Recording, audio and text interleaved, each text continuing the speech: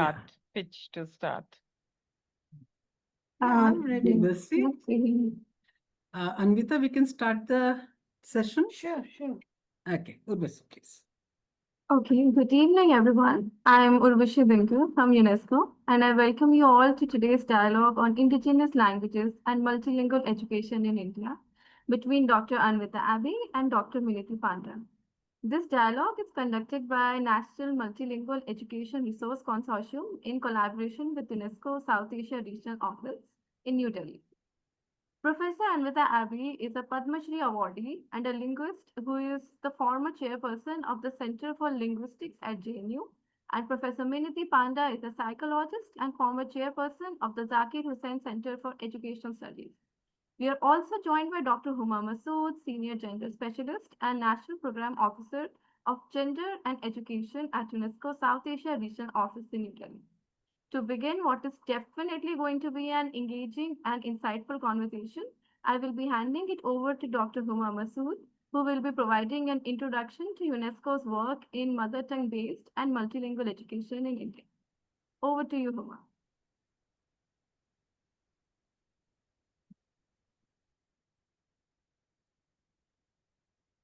Can you hear me? Yeah. Yes, ma'am. Okay. Thanks a lot once again, and welcome to all of you. As I said earlier, that we are honored to have Dr. Anvita Abbi, Padma Shri awardee and former chairperson, Center for Linguistics, JNU, and Dr. Minati Panda, former chairperson, Zakir Hussain Center for Educational Studies, JNU, and also Dr. Patnaik, and many other dignitaries and all the people who have come online and at this hour, they are participating in our first dialogue, which we are starting from today under the leadership and guidance of Dr. Minati Panda, that we all are over here. So I thank all of you that you have given your time. And I'll start with that. UNESCO office in New Delhi is a South Asia regional office. And what we are discussing today is actually an annual flagship report, which we bring out almost every year since 2019. And until from 2019 onwards, we have produced reports on the right to education for children with disabilities, technical and vocational education and training, teachers and professional development, AI and education, education to address climate change, and culture and arts in education. So we have already produced 6 reports, and the 7th report, which we are now going to be working on, and this is the reason that we have a dialogue starting from today, is on the State of the Education Report for India on multilingual education and mother tongue based education. So, as we all know, the issues or the compelling issues around this topic, we are looking at, I'll just go very briefly, that what is it that we are trying to seek through research and what we are trying to align with in order to make this SOER more useful in terms of all the stakeholders. So what we are looking at is that we would like to analyze the existing laws, policies, frameworks, and practices related to mother tongue and multilingualism at the national, state, and local level. We are looking at the barriers and challenges, including the gender specific, regional, tribal regions, or I mean, the evidences which are present, in terms of cognitive, social, and economic benefits of mother tongue and multilingual education.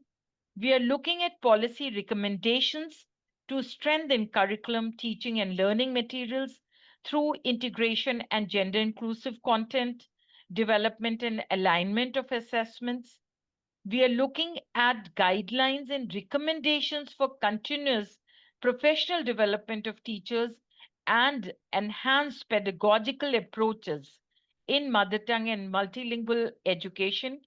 We are also trying to look in this document the varied multilingual learning environments, the facilities and spaces which are available nationally and in different states of India, and the successful examples of programs promoting social interaction, social and emotional well being, and inclusive learning methodologies, including those which have improved girls' enrollment, participation, and achievement, and also of learners coming from different languages and dialects in our country. We are also looking at suggestions on introducing integration and access to digital resources and traditional and modern teaching methods, including combining indigenous pedagogical practices like storytelling, experiential learning, with contemporary approaches such as community radio, digital tools, e-books in indigenous, minority, and migrant languages. Basically, the rationale for supporting mother tongue and multilingual education is what we are looking at to bolster higher education, environmental concerns, employment opportunities, decent work at both national and local levels for all the people who matter. The focus of this report will also be on the declining languages, as we said, in the tribal and northeastern regions of Indian states. And we are also looking at accurate references and attributions for all the information and materials which will be used in the report. So, how we proceed is one, that we do intensive research of all the secondary resources. We will also be looking at expertise and gaining their knowledge and contributing it within their knowledge will contribute in this report. We are also looking at the series of dialogues which will also help us to understand that what is it that has not happened until now? What is it that we really need to do it? And what is it that we need to first prioritize and that we cannot wait for? And what we can wait for to do later? But the purpose is that no one is left behind. We also know that SDGs the targets, SDG 4 target, for which UNESCO is the lead, is just round the corner. We are just 5, 6 years away now. By 2030, 5 years basically, we have to report on what we achieved.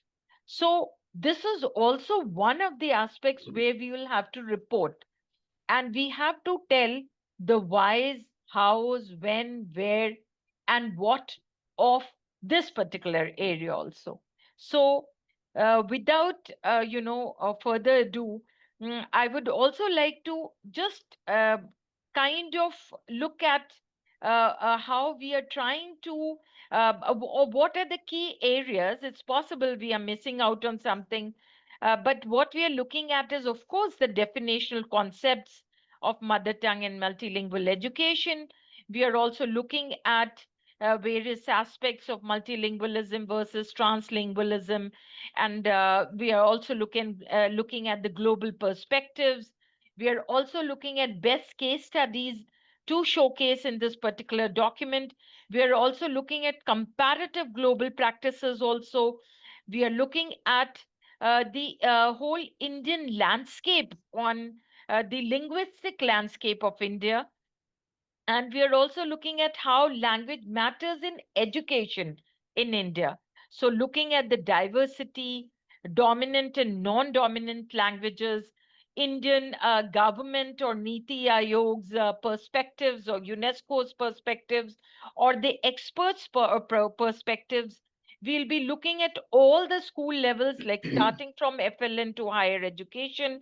I will not go into detail of that, but also looking at the complexities which exist in the classrooms, in the enrollment trends, gender, impacts of pedagogical innovations, and as I said, the interventions done by the government, NCRTs, SCRTs, CBSEs, and the NGOs or who have been doing a lot of work like LLF, Room to Read, British Council.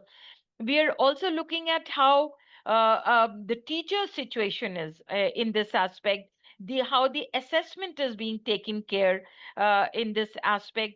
We are looking at the policy dimensions. We are looking at we will look at very many things. I mean, from, as I said, from higher education to, from FLN to higher education.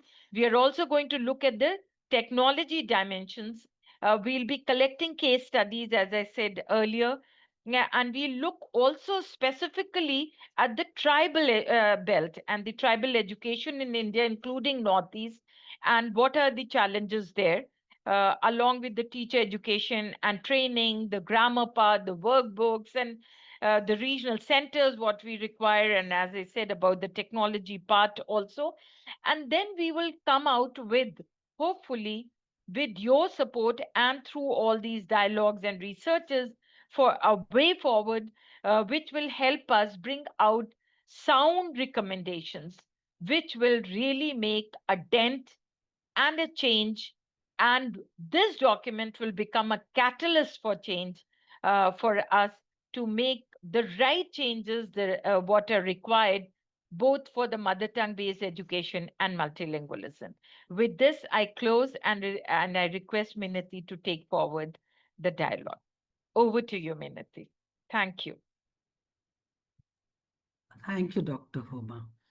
So I'll just briefly situate this dialogue in the larger context of Anvita's and my expertise, but more in Anvita's expertise. Um, and this is the first dialogue in our series. And there could not have been a better person than Anvita to start this dialogue. Um, let's start with some agreements that we have. One where we do not disagree is that, when a child gets a symbol for an object, say a name, a sound, and in the form of a name, this child starts thinking through that symbol. The object is replaced by the symbol.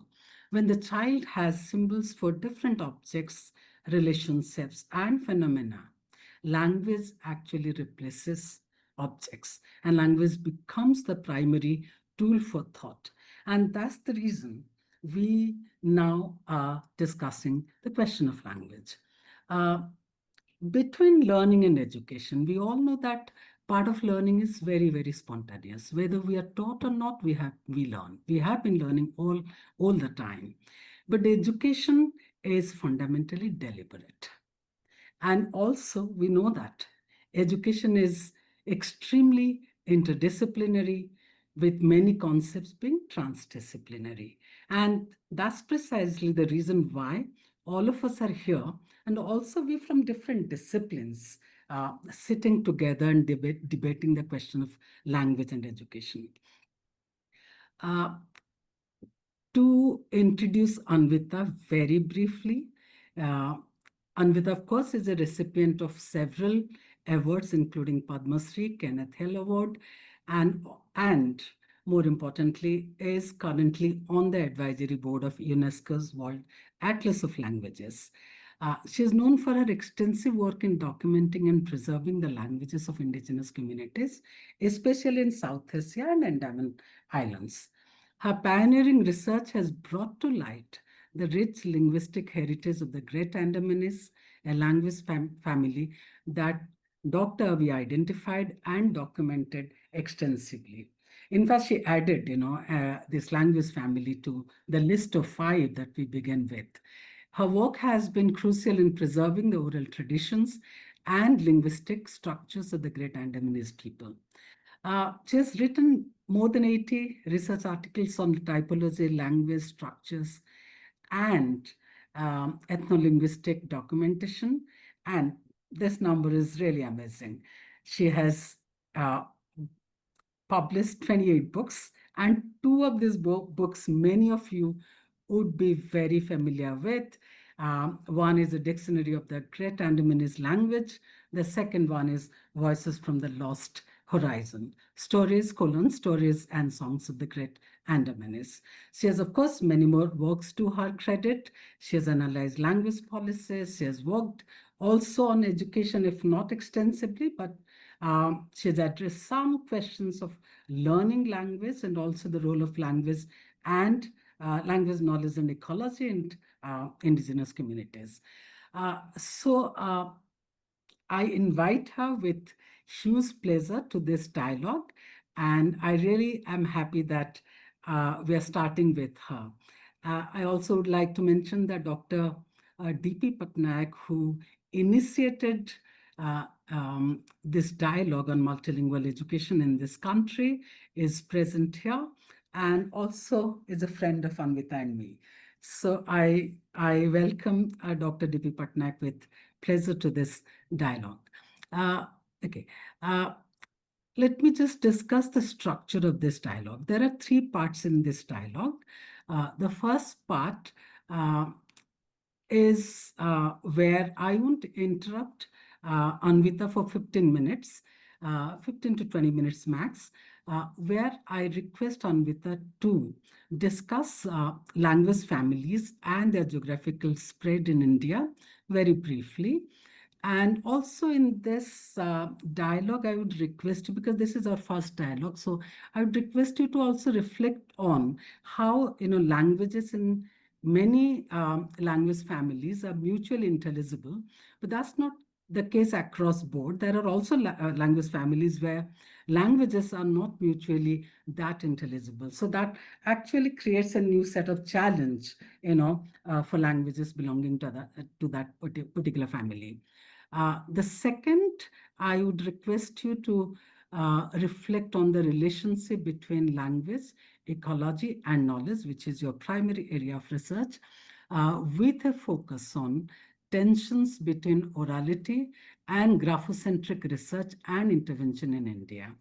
A possible in your discourse in next 20 minutes, um, if you reflect briefly also on the relationship between language and dialect, um, how orality has maintained several languages, strong orality has maintained the vitality of several languages, and also the scale and intensity of loss of cognition and perception in this set have not been scientifically studied, why they have not been scientifically studied, and how do you reflect on that.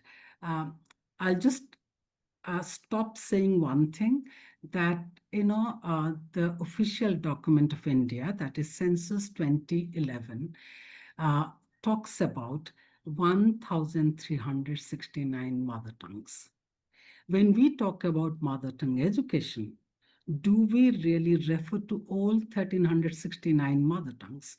In fact, there are also surveys, other surveys, done by Ganesh Devi and others, which quote a very bigger, a number bigger than this, 17, 1,800 mother tongues. But the question of whether when we say mother tongue education or mother tongue best multilingual education, do we refer to these all 1,369 mother tongues, or we refer to a smaller number of languages? Anvita, over to you. As I said, the first part we will not intervene. Please lay the ground for our dialogue. In the second part, I'll ask 3 to 4 questions maximum for a dialogue between you and me, and then we'll open the session to others. The first part, roughly 15 to 20 minutes will take. The second part, another 20 minutes, and the open session will will be done in, say, 30 or maximum 40 minutes. Uh, Thank you for accepting our invitation, Anvita, and over to you. Thank you, Minati. And I'm very honored and happy to share this platform. And I'm honored also because I'm speaking in front of Professor D.P. Patnaik, who was never my teacher, but I'm like an eklavya and learned from him throughout my life, beginning from beginning from as back as 1970 when he organized the first workshop in linguistics after founding the Central Institute of Indian Languages, Mysore. He may not remember me, but I remember that I was a young student about to leave for my PhD at Cornell, but I've decided to uh, attend this workshop, and that's where he taught us. And I'm very also happy that you have brought this issue after so many years. It is still so relevant and prevalent that I'm surprised that we have not uh, achieved any success with the multilingual education that we have been talking about for so many years. Some states have, for example, experiments in Chhattisgarh, but nonetheless, we have to go a long way. You wanted me to talk about, I'll just give you a brief introduction about the language families. We have 6 language families in India: Indo-Aryan, Dravidian, Austroasiatic. Austroasiatic is a language family which has 2 subfamilies in its fold. One is known as Munda languages, which are there in the Jharkhand area. And then there are Mon Khmer languages, which are represented in Shillong, in Meghalaya, in form of Khasi and Jaintia. And Mon Khmer languages are also represented in Nicobar Islands, where we have worked recently, and we have worked on 2 so-called endangered languages by UNESCO, though we differ with their views. But anyway, these languages are Sanenio and Luro, spoken in Chowda Island and Terrace Island. So way far back, that was also on the invitation of Central Institute of Indian Languages that I undertook this research, and Rahul Pachori, who's one of the organizers of this, one of your team members, is present, who was there throughout. So it has been a very diverse language family, Austroasiatic, and your listeners would be surprised to know that Austroasiatic language family is very, very ancient. It's older than your Vedic Sanskrit. And the recent research by Klaus-Peter Zoller has proved beyond doubt that the languages of Tibeto-Burman, but more than that, the languages of the old Indo-Aryan, which are still there in the Himalayan region, they have relics of Austroasiatic features in them. And I basically want to mention Bangani, but this will be a digression from what you want to know. So after the Austroasiatic languages, we have another language family known as Tibeto-Burman, which occupies most of the Himalayan ranges. And then we have language family which is very less or least known, is Tai-Kadai, that is represented in Arunachal Pradesh and some of the parts of adjacent areas. And Tai-Kadai languages are also have been very recent. In fact, they are the newest language family in India, not more than 700 years old. And then you have the 6th language family that you talked about in little detail, and I was fortunate enough to work not in the entire languages of all the languages of this family, but in Great Andamanese, the present Great Andamanese, which forms the 6th language family, which perhaps is the most ancient language, which is still, there are 3 speakers left. When I reached the island, there were 10 of them, but one by one, I saw them go. And with them, the variety, the dialect, or you can say the form of language also went away. So this Great Andamanese language, why I'm saying it is most ancient, because these Great Andamanese are the remnants of the migration that took place out of Africa 70,000 years ago. And they came, settled there, and the geneticists have proved that they never intermingled with anybody. any community. They did not allow anyone to step on their island. So when I reached there, their language had, of course, internally evolution had taken place. So, but very few traces of other languages were seen. However, I must also inform your listeners that there is a sign of seventh language family that I can see in the Andaman, and it is known as Angan. I gave the name Angan because this represents Jarwa and Onge, and both Jarwa and Onge call themselves Ang. So I thought Ang means we people or us. So this is the best language name I could think of. So Angan language is coming out, appearing as a seventh language family, but I cannot say for sure until we also study Sentinelese, which appear to be the brother sister language, but I cannot say because as we all know, Sentinel Island is one of those islands which can be not easily accessed. So these are these six language families, and as I said, the seventh one is appearing. It only tells us that India is constituted of constant migration, and it has served as a major corridor of human migration in history. So communities have been coming here, making this country as their home, intermingling with the local tribes and marrying them, of course. And that's why we have features of various languages reflected in the other languages. And as I said, there are Indo-Aryan languages like Bengali and other languages which have Austroasiatic features. During the late 80s and early 90s proved this point that Austroasiatic languages were spoken in the Himalayan region and beyond, it seems in the northwest, and now the genetics are proving that. So it shows that our language families have been spread all over India. The only language families which have been isolated were the ones in Andaman and Nicobar, and those are the languages which do not have as much influence of them. So language contact had been a very big phenomenon. Because of the language contact, our language families have many features which are shared among each other. And there are many features which, I mean, if I start talking about those linguistic features which are shared, the lecture will be just devoted to that. So I will not mention that. However, let me tell you that these linguistic features basically tell us these shared linguistic features like reduplication, mentioning of two verbs at the end of a sentence, and so on and so forth are reflection of our intense and long contact among each other.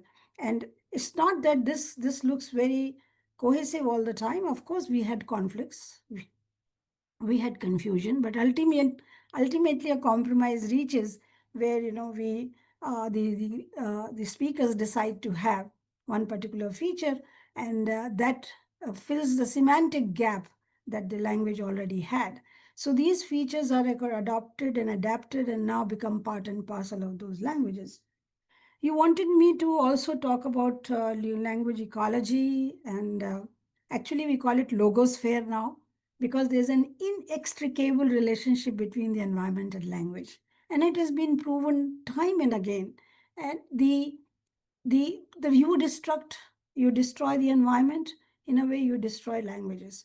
And if you destroy languages, you destroy the indigenous knowledge that the language has or languages have about ecology.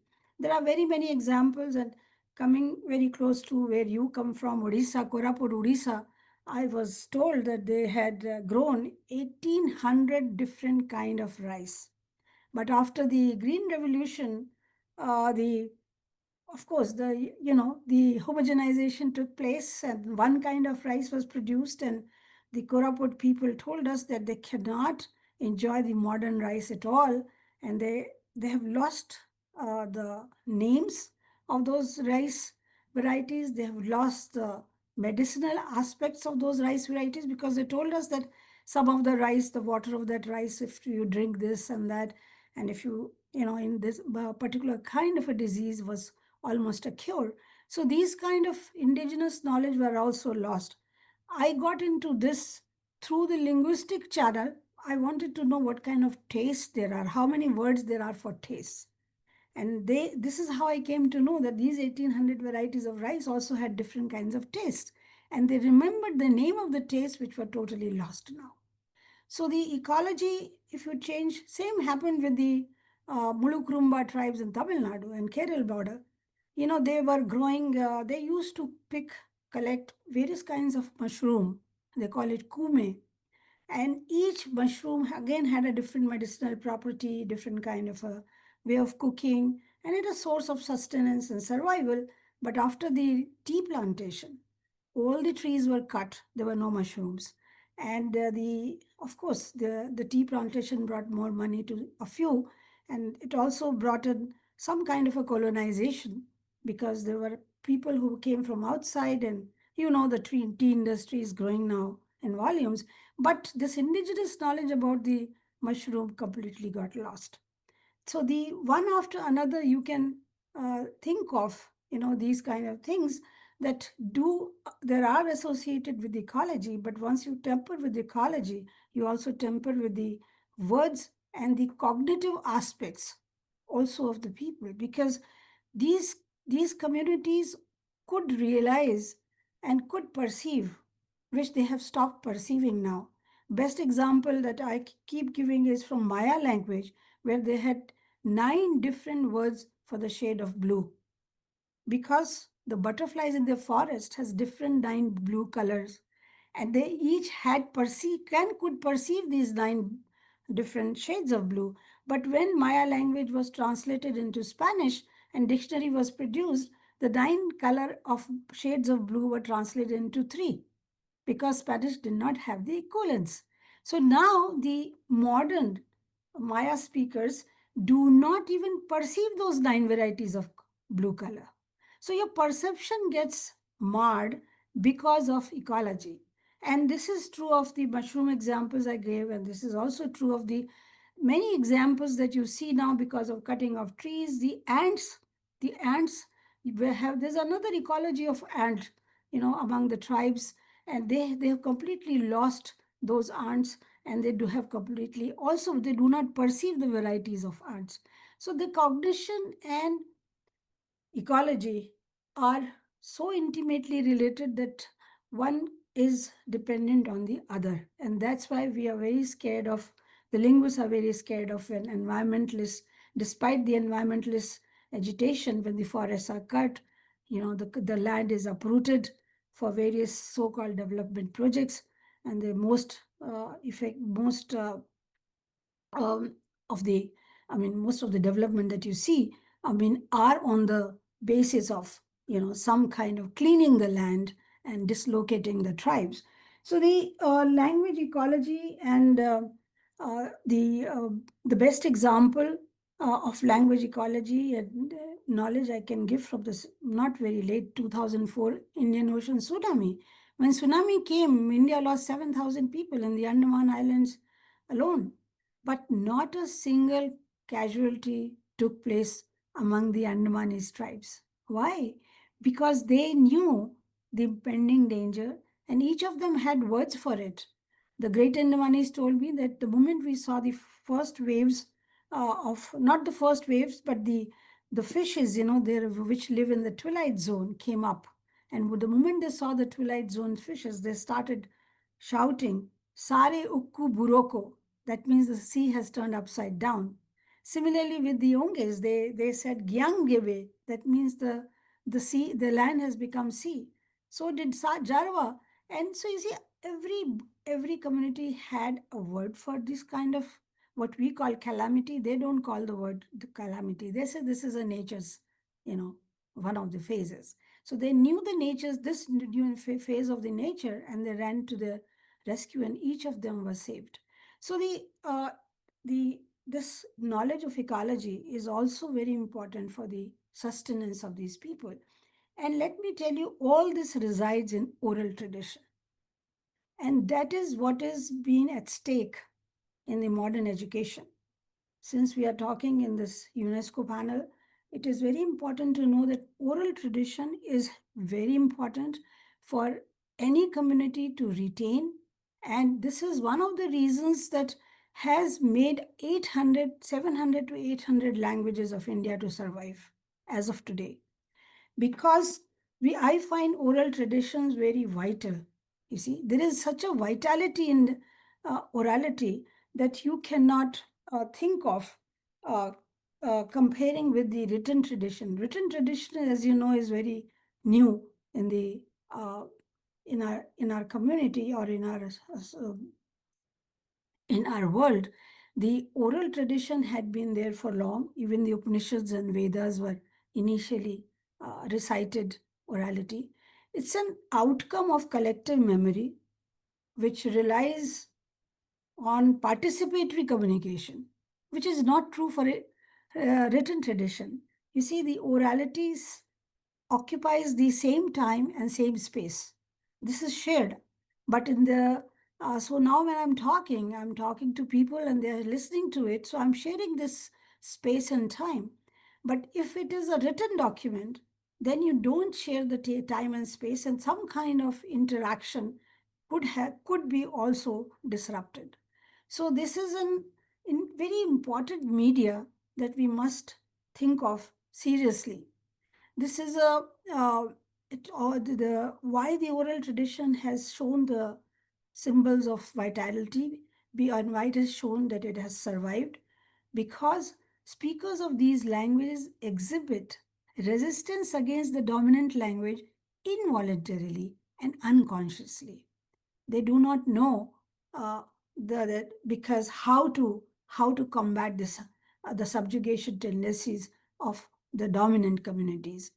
Not only that, I have also realized working on the Andamanis that it's a balm in loneliness and also to the wounds of daily sorrows. This is one way, because the oral tradition is imbued in performing arts, in songs, narrations, plays, and of course, sharing of the indigenous knowledge that I just gave examples. So, the switching from oral to written is not only just a mode of expression between, let's say, from ear to eye as the dominant mode of perception, it's a scale and intensity of loss of cognition and perception in the shift, which has not been studied very seriously so far. But that's an important issue. In recognizing the epistemic value of oral traditions, we expand the boundaries of knowledge and promote a more inclusive and resilient future.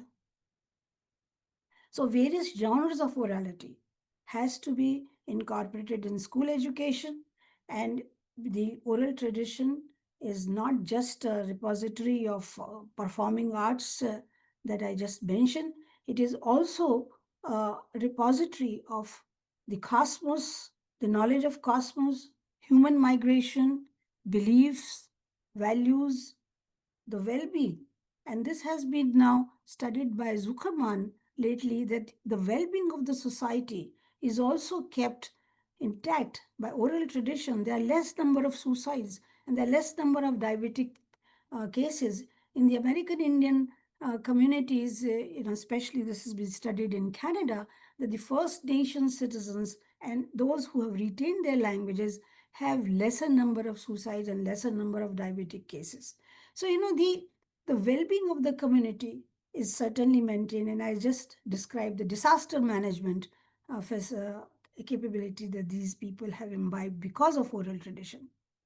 So, this indigenous knowledge of the logosphere is a very finely tuned ecological awareness, deeply encoded within their languages. Any equilibrium that a society establishes with its ecology or ecological environment risk losing words and cognition.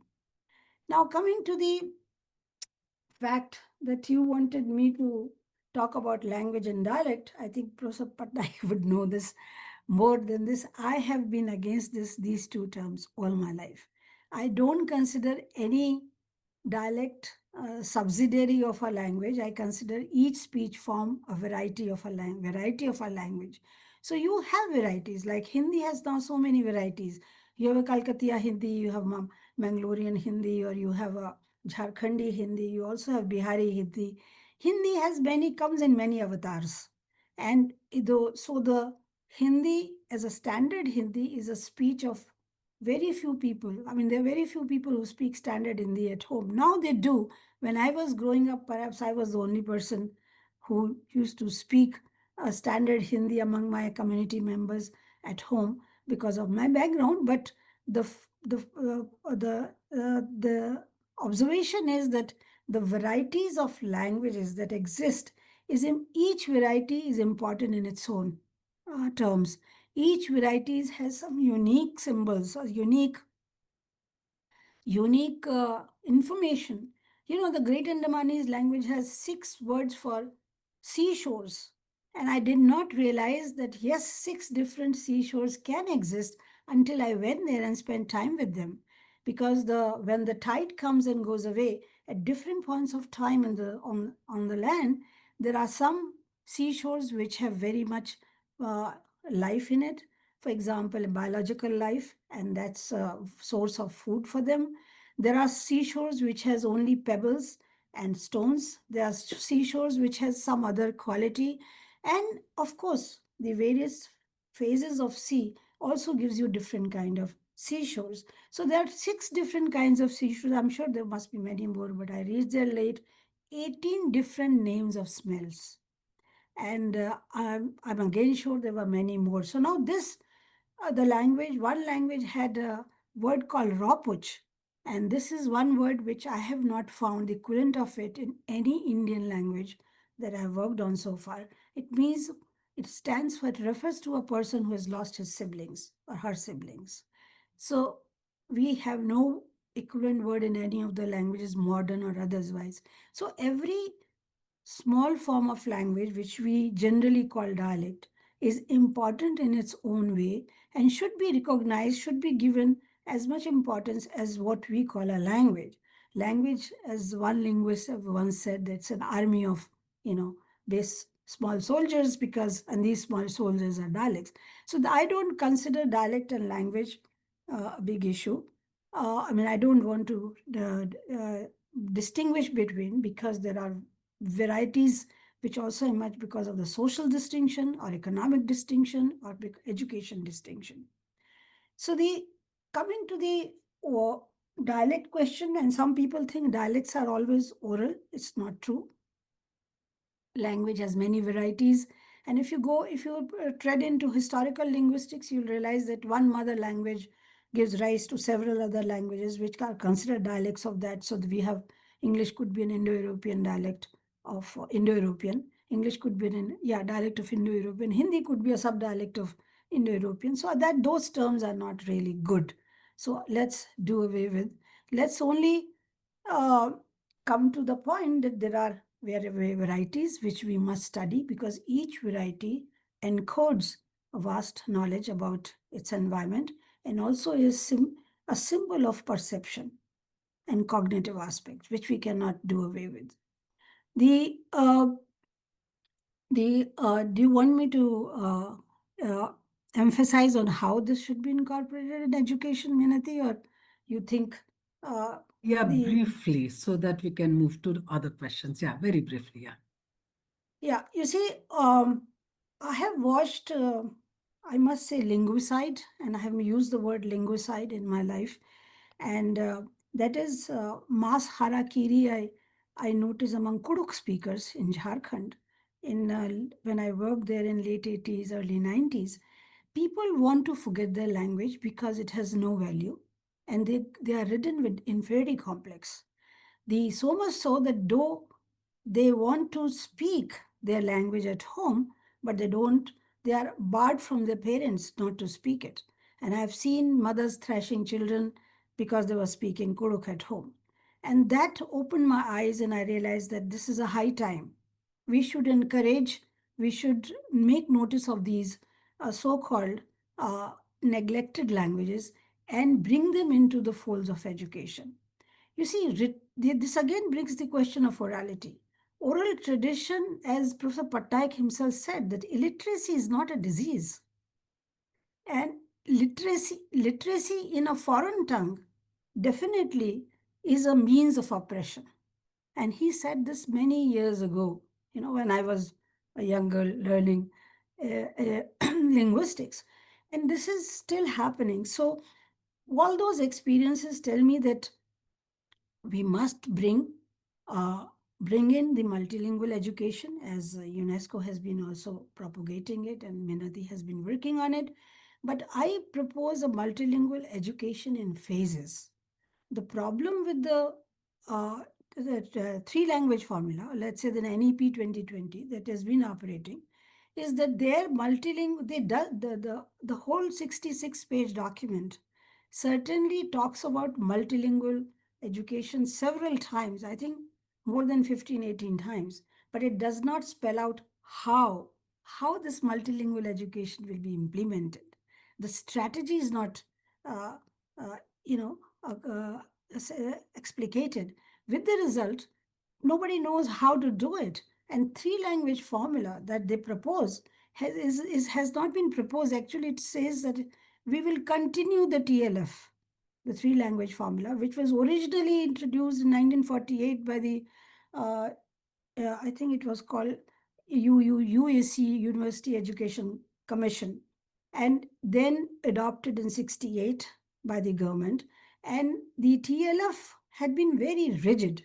The problem with the TLF, it's a very static static document, and it is not does not incorporate the dynamism of the country nor the linguistic diversity of the country. So this has been a great defect of the three language formula. Not only that, it considers as if India is constituted of only two divisions, north and south. How about the northeast? Northeast is totally ignored. So because it is extremely static and it is one policy across the board, the uniform policy across the board does not work for us. We are linguistically diverse. We are also, the diversity is also a very diverse kind. So there's a layers of diversity that has to be incorporated in the education.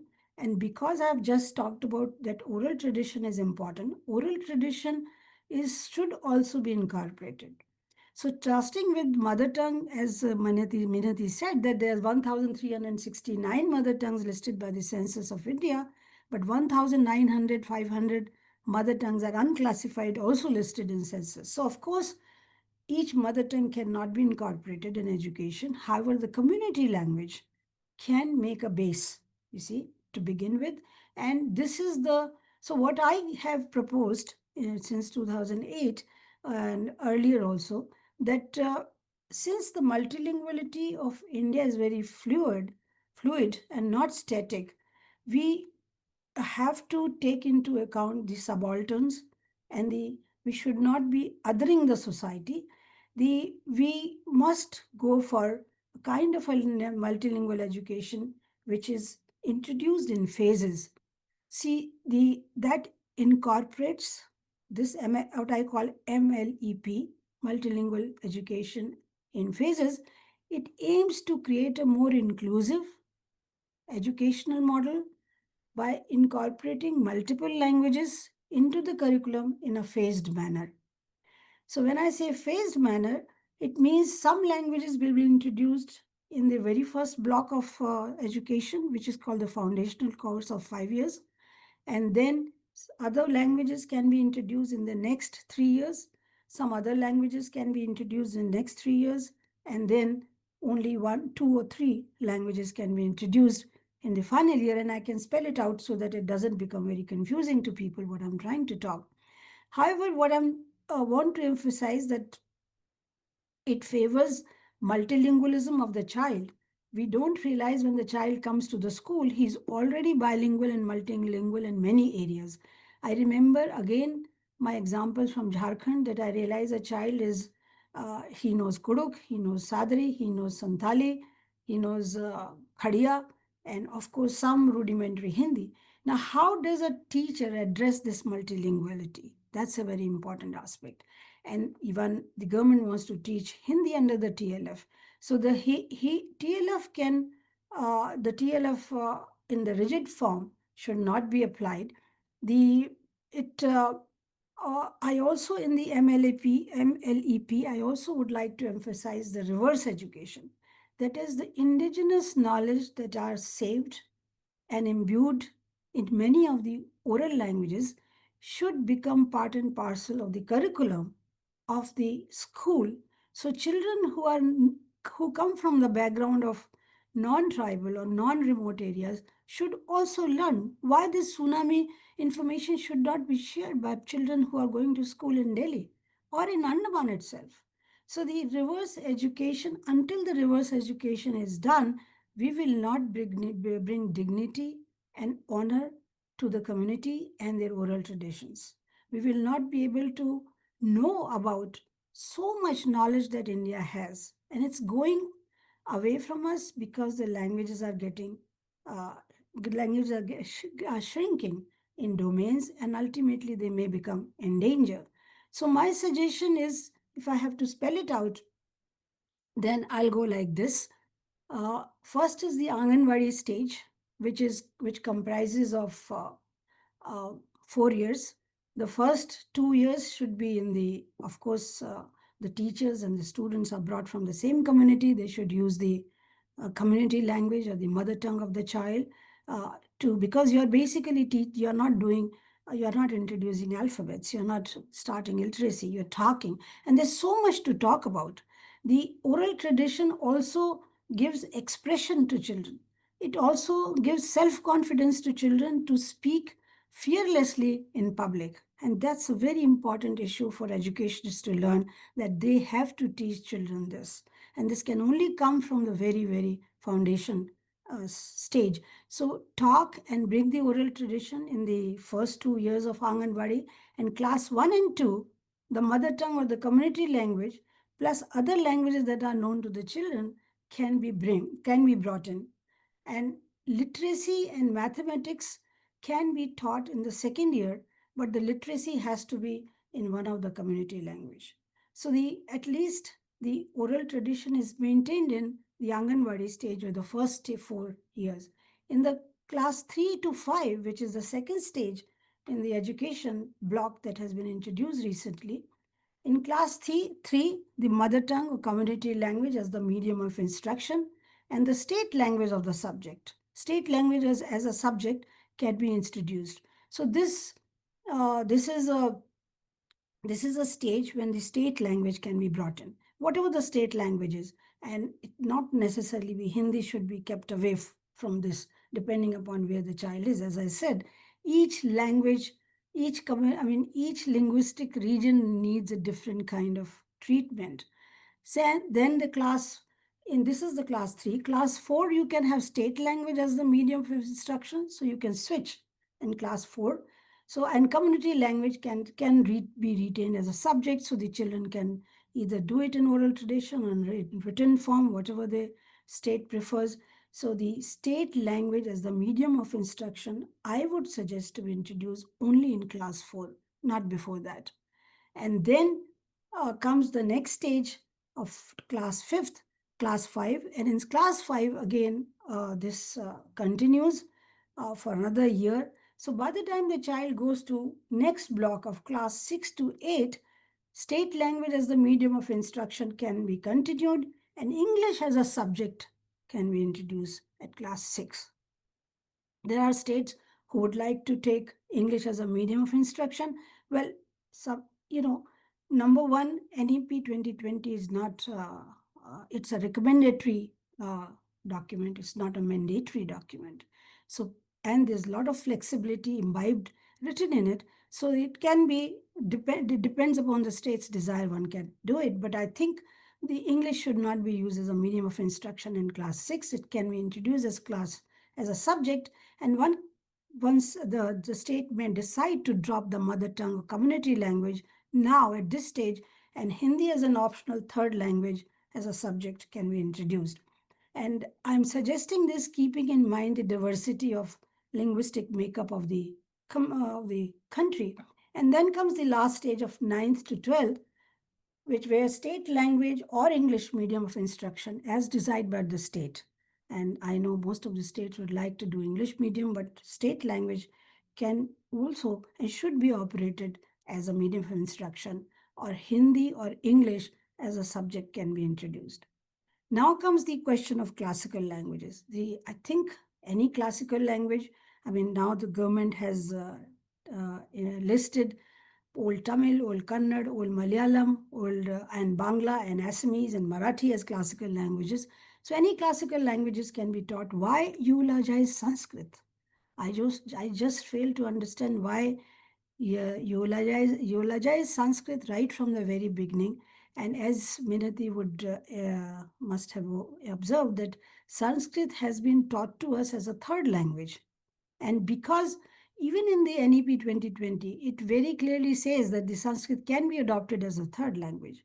Now, if Sanskrit is adopted as the third language, students are barred from learning other Indian languages, which are vibrant, have more in current knowledge in it.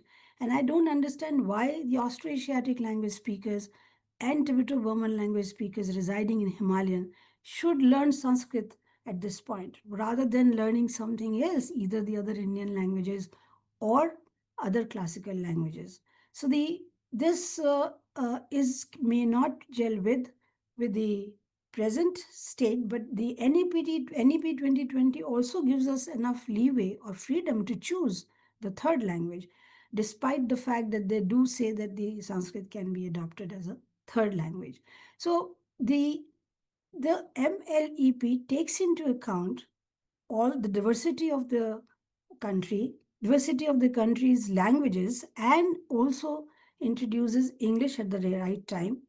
About English, I would like to say one thing. No matter where I have worked, in which language and which remote areas and wherever in the tribal areas, people love English. This is one language nobody disputes about. In fact, the tribals always tell me, Madam, don't teach us Hindi, teach us English. So English, now I've also, you would be surprised to know the first Angrezi Devi temple was made in 2010 in Uttar Pradesh, in Banka district. And in Jharkhand also there is a Angrezi Devi temple. And the first Angrezi Devi temple has an Angrezi idol. It's an idol like a Statue of Liberty and a woman standing on a computer. In one hand, it has a constitution, and a thing in the other hand is the stylus. So you see, when people love English so much, and they think that English is the only language of escalating the ladder of development and education, we have to teach English. So English, that's why the MLEP incorporates English also. It incorporates state language and it incorporates Hindi. I think Hindi, we also worked in JNU on the acceptance level of Hindi across the length and the breadth of the country. And we realized that Hindi is accepted almost all over India because it has become, already has become a language of communication, and it has become it has brought some kind of a cohesion in Northeast, where the dialects were or the languages were so mutually inintelligible, people were not mixing with others. Now I have attended, now people are marrying from each other from different communities and different religious backgrounds and different tribes. Intertribal marriages have taken place because of Hindi, because of communication in Hindi. I have attended some of the religious congregation in Arunachal, and I realized that preaching was done in contact Hindi. Now that Hindi is of course very different from standard Hindi, but people are not averse to Hindi. People want to learn Hindi. So Hindi certainly should be introduced in the school curriculum at proper time, but not from the very beginning. And which Hindi, the census of 2011 lists 57 or 59 varieties of Hindi, and that has to be debated. We know what standard Hindi is, so which Hindi has to be adopted has to be spelled out for which region, and the uh, classical language issues should be left open. So I think MLEP is the only answer, multilingual education, but in phases, because it incorporates the nature of the linguistic diversity of India. The Also, I think this may save, and I'm not saying preserve because I do distinguish between preservation and saving the languages. Preservation is done by documentation, And saving the languages is done by speaking it, by using it, by increasing its domains. And once the language is being incorporated in education, of course, we have widened the domain, so it will be saved. So this will also be a saver of the languages. You see, the people talk about language endangerment. We were started working on the minority languages and languages which are of subaltern uh, subaltern space right early in the 70s, the mid 70s, when I joined JNU. The word endangerment or endangered languages was not even there. It came in the 90s. So the endangerment is not an inevitable process, but it's a preventable process. Incorporating indigenous languages and knowledge into formal education, and that's where comes the reverse education. It's not merely an act of linguistic and cultural preservation. It is scientific, ethical, and existential imperative. Anvita, you actually roped in a lot of questions that I had already put. So I really don't have to ask those questions. But because you work with a lot of indigenous communities, in other words, a lot of languages that are primarily oral languages. Every time we talk about formal education, the whole question of script comes, literally haunts Sure. us, like what script to use. And we also know the linguistic reality of classrooms. Many classrooms have 5, 6 mother tongues, and obviously the regional language and English are important. They'll be introduced at some stage, both as medium and also as subject. So, what's your position on this, on the question of script? Like suppose we're talking about a classroom where we have Kuduk speakers, host speakers, and say Oran speakers, and also some say Sundargadi Odia, speakers in the same class. What kind of position we take on script? Because they'll anyway learn one Odia script, and also universal the English. What is this name of this script? Old English, Chiki. not They Old learn Chiki, Old that's Chiki. Some of Santali. them they learn Old Uh, Chiki also. Roman script and Devanagari. Three, anyway, they'll be introduced to at some stage.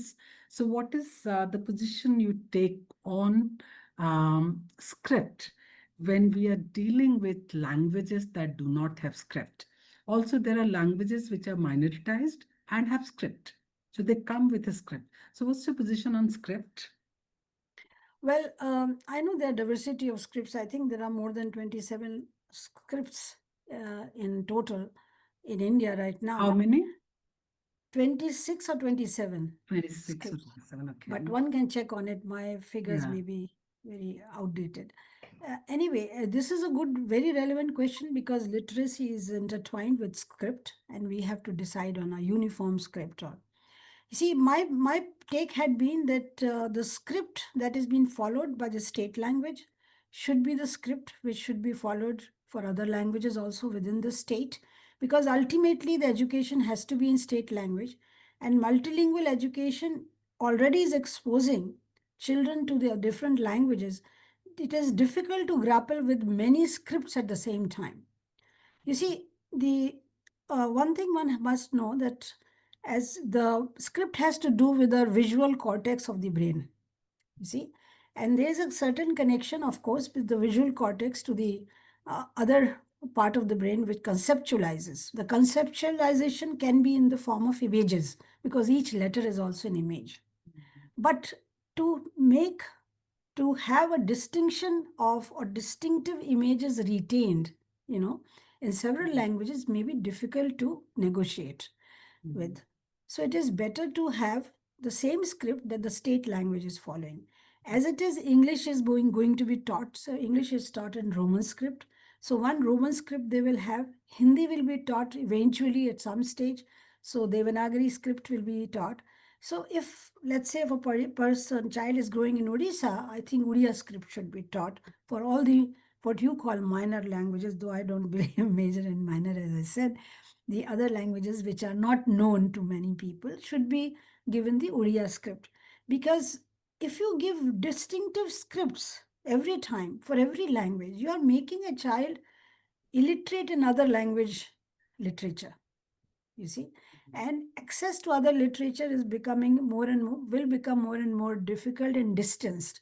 We want children to learn, you see, we want children to learn as much as possible.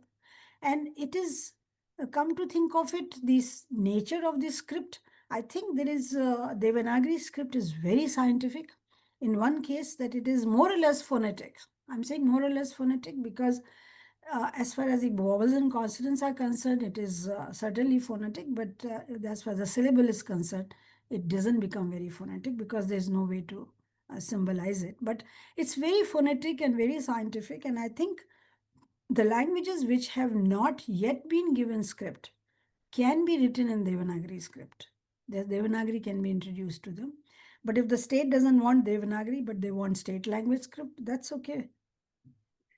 We worked in Saura area, and so when we were, writing down Saura stories, their knowledge, everything, of course, the community said they will use Odia script. But what we did, that we identified 5 different sounds which do not have symbols in Odia script.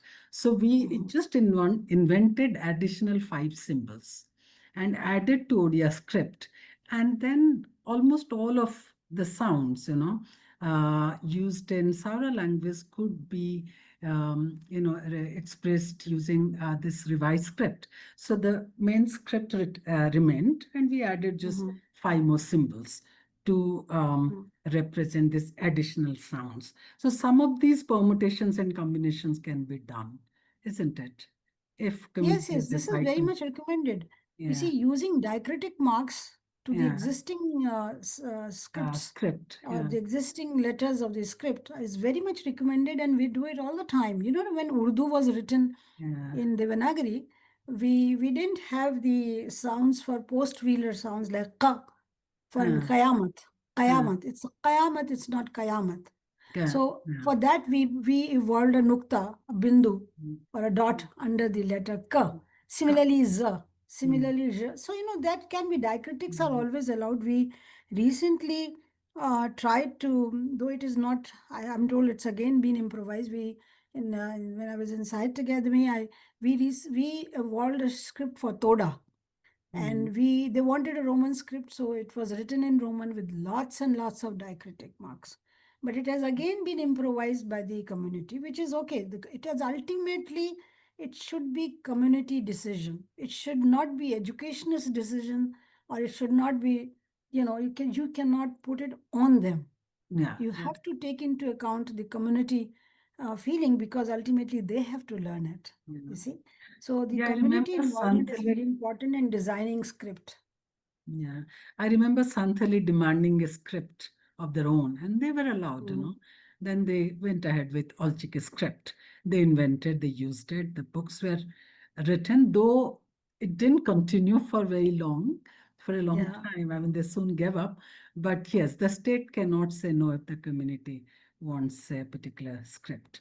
I mean, a Minati, script of their this own. demanding, there's clamoring for an independent script. I get it It's a all the time political from demand. communities.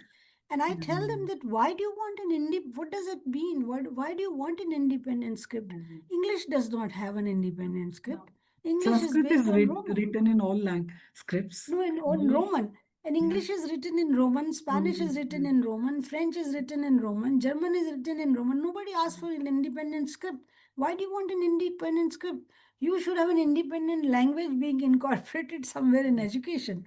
That's more important. You know, Also, we whatever have a you language know, that is that's more Sanskrit. important. Yeah. Let's Also, we not. have a language that is Sanskrit, which uses several scripts. In Odisha, it is written using Yeah, yeah. Odisha script. In Bengal, is written using Bengali Yeah. script. So is Yeah, Konkani. Konkani is yeah. written in 4 scripts. Five, You see, five whatever. or 4 scripts. Five scripts. Yeah. Five probably. Yeah, Yeah. yeah. Um, okay, before we open it to our audience, I just want to request you to complicate this question of mother tongue. like in NEP 2020, we wrote mother tongue slash home language slash regional local language. And I thought it's a wonderful expression because it at least says that you're free to, use. But can you just complicate a bit more? Because if we're Yeah, writing yeah. this You see, document, we have initially to when I read define it, them. I thought it was very confusing because Yeah, people would I not also know. thought so. But I got get the underpinning of these terms. Basically, we should introduce a language of communication in the class, which should not be one language. As I said, the child himself or herself is multilingual when he comes to the class, or bilingual. So the teacher has to exploit that competency, Yeah. and be it a language in the class in the Anganwadi stage to begin with, or class 1 and 2, with a language which is the home language or community language. Actually, mother tongue is not a good term, you see, Mhm. and it was, I mean, it has been debated, So rather than using mother tongue, use the term home language or community language. If the child also knows community language, it's better to use community language because then it will reach a wider public into the school. So that's what I think it should be interpreted as.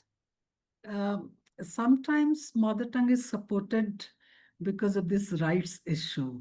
And that's where some of us also don't abandon it because census talks about mother tongue. We don't talk about home language. So when a community fights for their linguistic rights, the category that is closest to them is mother tongue because that's what census is using. Constitution also has used, but we also have to realize that the linguistic context is way more complex than the way it is represented in our official documents. And therefore, this fluidity of, using mother tongue and home language interchangeably is probably still a better thing. But this is my personal view because the official Mhm. documents still don't use home language, they use mother tongue uh, concepts. I So think our abandoning that protection is of, also sorry. disempowering communities that are already minoritized linguistically. I mean, this is my personal view, of course. Yeah. No, no, it's okay. But I think the linguistic rights can be preserved if the mother tongue, what we call mother tongue, actually sometimes mother tongue is the same as the language of home language, as Home you know. language. Yeah. Yeah. And so, your linguistic rights are preserved once you're using that language. You see, once it's incorporated into education, then the language rights are preserved. You don't have to continue using it. As I said, it has to be in phases. You have to decide the very different phases. Which phase you want to drop it up to, which phase you want to continue. That has to be decided by the teacher concerned, you know. So it is the fluidity of the community has to be taken into account. Fluidity in linguistic behavior has to be incorporated, Yeah. and that itself will Yeah. ensure Mhm. preservation of linguistic rights. Yeah. Yeah. Children, once they know that their language is respected in school, Um, they will narrate stories in it, they'll write in it. So this is how it should have been done, and this is how it should be done. yeah. So there will be expansion of the domains of Yeah. language use, and linguists believe that if the domain use is increased, then the language will have sustenance. Yeah. Yeah. Well, I wanted to know one more thing, but I'll not ask you to respond to that because I'm sure others will ask that question. That's when you say orality should find a place in the classrooms. I also wanted you to talk about, in some specific, ways, how to bring children's knowledge, their ecological knowledge, and kinds of knowledge to classroom because this is obviously a very deliberate exercise. So if you have any suggestion, you can give. But to please answer it last, because we have already taken a lot of time. I'm sure some people probably will ask this question as well. So let's take questions from the audience, and then if you have time, you can respond to this last question. I also see Professor Ajit Mohanty here. Um, okay, I think his video is off, but I see him joining. So shall we take questions from the audience? There are several Yeah, sure. probably in the Mm, chat, Yeah, but you ma'am, can, can I ask a question? Yeah. yes, please. You can unmute yourself and ask. Yeah, please. Yeah, ma'am, myself, Mohammad Fareed, I have worked with the Language Learning Foundation. That is a foundation founded by Dr. Dhinjagran. And I have worked with him in multilingual education project at Sukma at least 17 months. So whatever you have said in your lecture, I have connected that. Well, one thing I find problem that whenever we are talking about a multilingual education, so this space is not coming. Ki teacher has to be about means aware about the local dialects. Like You see, yeah. yes, So how this yeah, has to be addressed, man, at the policy level? I want to know that this thing. Yeah. Well, as I said in the beginning, I'm not an educationist, but what I have a feeling working in the villages that the teacher, especially in the foundational course of 4 years block, Yeah. that block teachers should be brought from the community level or from the regional level, rather than somebody coming from Delhi and teaching. You see, if the teachers are brought from the community level or the regional level, one, it is a good source of economics generation, so there will be a prestige given to the community and its language. And the other thing which is more important is the teacher would be able to communicate to other kids. She may or he may not, the teacher may not know as many languages as child does, but even if he or she knows one language or two languages that the child does, the problem should be solved, because main problem at Anganwadi and the foundational course time is just the orality, and then literacy is given in one of the languages that the teacher is familiar with. Only those teachers should be sent. My Chhattisgarh experience, which I have quoted many times, the teacher has been asking questions in Hindi, and nobody could understand what the teacher was asking, and they were all punished, and they were made to stand in the sun, scorching heat, and one of the child even fainted because it was so hot. And I asked the teacher, why have you punished them? They said they did not answer my question. I said, why? Then I asked the children. At that time I knew Chhattisgarhi. I asked them in Chhattisgarhi, why did you not answer the question? And they said, ma'am, he asked us in Hindi and we didn't understand the question. So I asked the teacher, why did you ask the question in Hindi? He says, well, I'm teaching this from NCRT book and this is written in Hindi. I said, what is your mother tongue? He said, Chhattisgarhi. I said, what is the problem? You are a Chhattisgarhi, children of Chhattisgarhi, and they are standing in the sun, fainting one by one because of the fact that you are not using Chhattisgarhi. So you said this is the irony of our school system. Can I? If you're bringing these teachers, and you should bring the teachers from the local community, they should use their language rather than Can I Hindi. say Yeah. something, Anvita? Ma'am, thank you very One much. is, yeah, Farid, Yeah. one problematic assumption is that the teacher has to teach. I think that Uh, has to change, it's a uh, very collaborative effort. yeah. Second, That only when Minati we, can explain. yeah, Yeah. second, when we allow children to bring their experiences in their language, we actually set in a very different kind of multilingual communication. We start translating, we start, interpreting things for each other. And so it's not that the teacher is alone. I mean, the only person there to in charge of all the translation work, teaching, everything. In fact, Hmm. that's a problematic thing. So the moment the paradigm is changed, like teacher is one of us, then I don't see a problem in teachers not knowing all the languages of children. Ma'am, one thing This I will comes ask from just that add. old fear of monolingual, Yeah. teacher being an expert and a monolingual expert, Yeah. Yeah, ma'am, when I was working as a district coordinator, so I used to visit with the DOE or BOE. One thing I find very interesting ki many teachers are very curious to learn from children also. Yeah. That like I Yes, work yes. with the Halbi language and there were means many more language there. And those teachers who are not having a Halbi background, that's related to the Hindi. And that was a L1 and that is taking towards L2 only. By the LLF, I have worked with them there.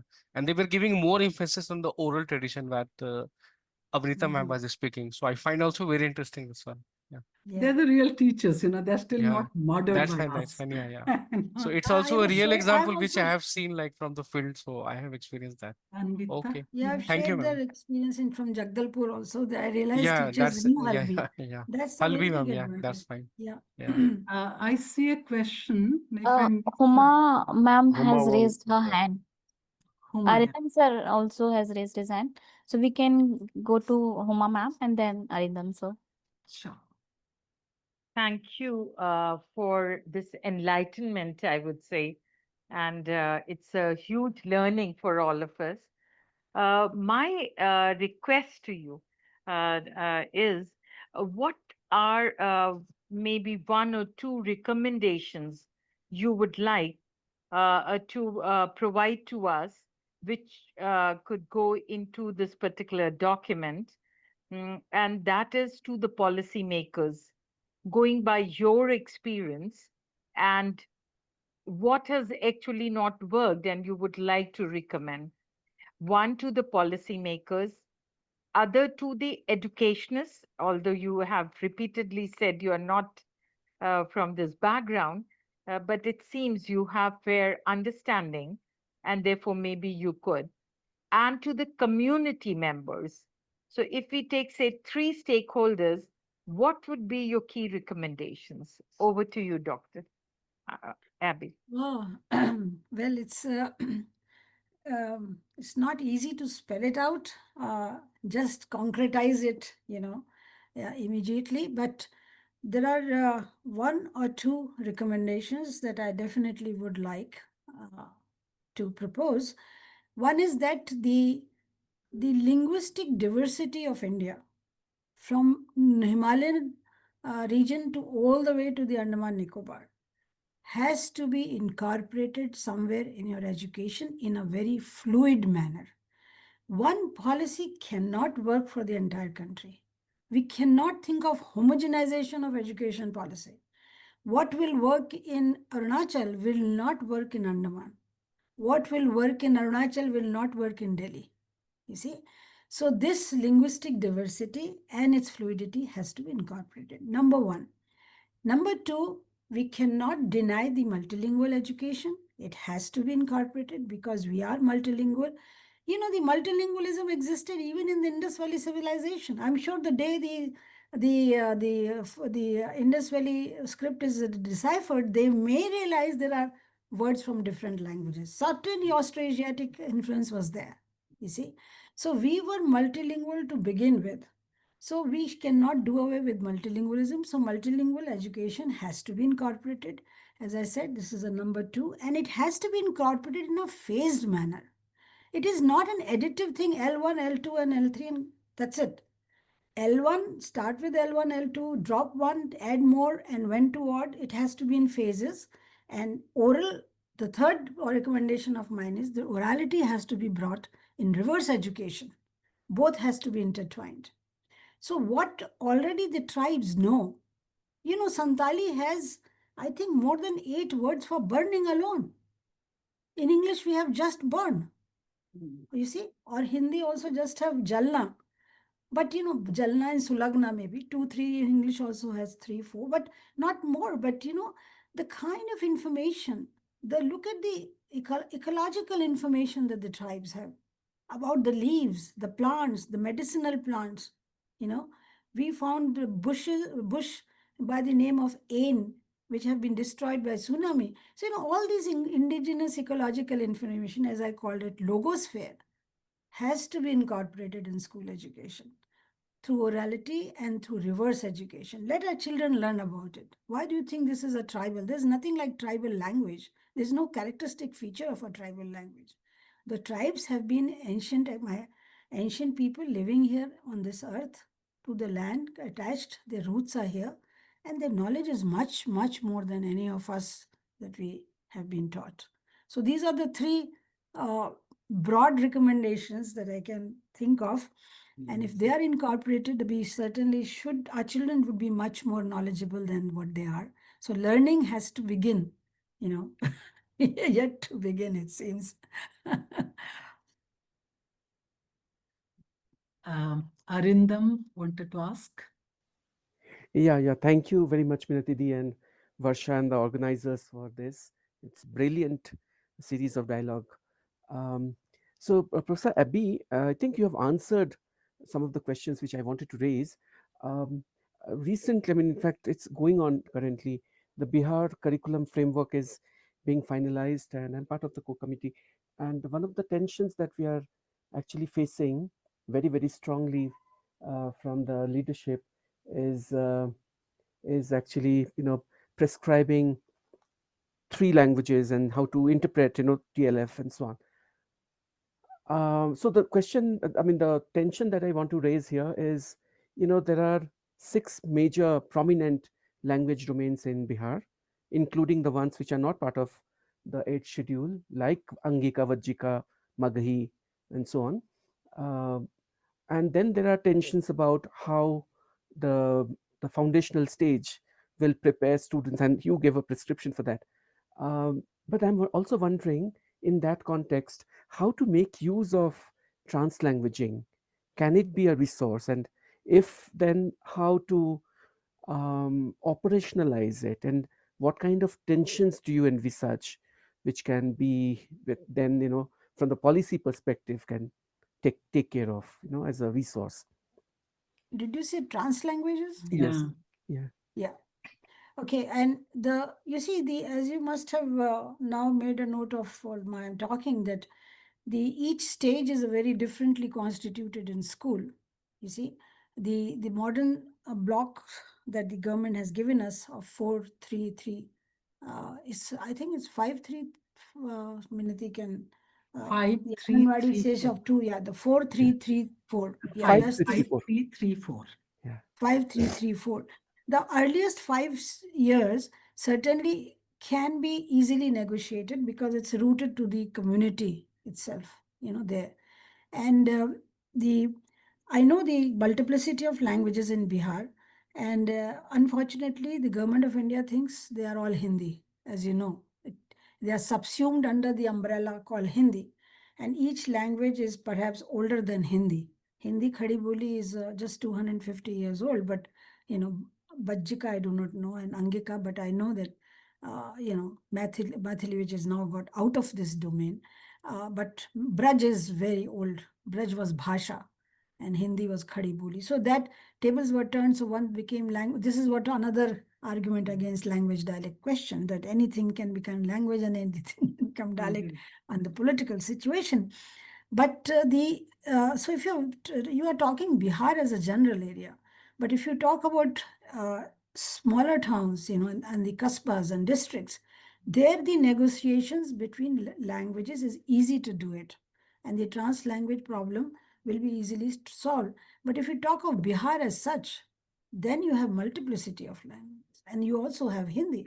So I do not know which region and which class you are addressing the question to. No, the policy is going to be for the entire state, but then I can take it up later on, maybe through a correspondence over Yeah, email. translanguaging Yeah. also is a very debatable, concept. We'll address it in one of our future lectures. But what Anvita was saying, respecting the linguistic fluidity of the region and then allowing that to also come to classroom, and you call it translingual practices, you call it multilingual practices. Uh, uh, that's another thing. But that linguistic fluidity, if it comes to classroom, is always better. And also, but then the whole question of medium of instruction, where we are not unpacking that at the moment. But maybe we'll have another talk on these concepts. These are paradigmatic concepts, also grounded in ways we understand language, language practices.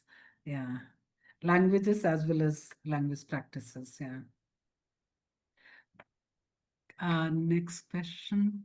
There, I see one or two questions even in the chat. So one question is, if we design a phase-based model, are we aiming to create a bridge curriculum? We are also working on multilingual pedagogy at our IIT. So curious to know. This is Dripta. Okay. Ma'am, there Dripta, are two more hand raised, Karthik and Ivy Hansstock, Dr. Ivy Hansstock. okay. So let her address this question because I've already read. This is from Dripta. If we design a phase-based model, are we going to create a BRIS curriculum?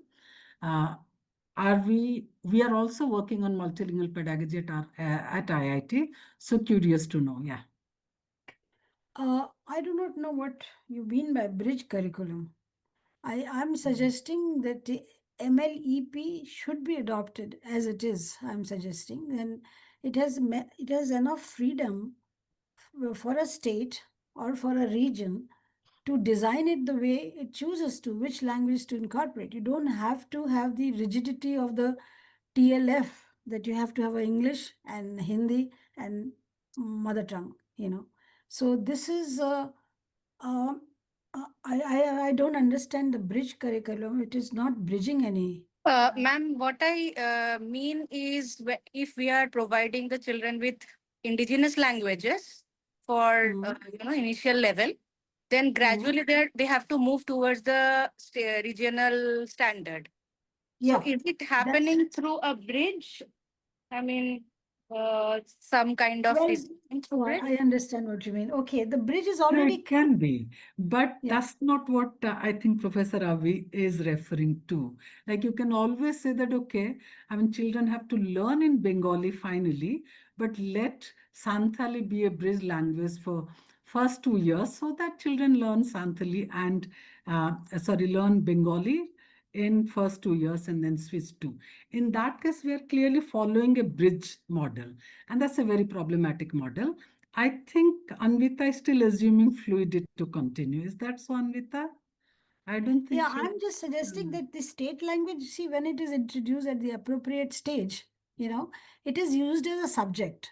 And we learn various languages. Even English was taught as a subject to begin with in our, and now see we are talking in English, just like as if it's a mother tongue.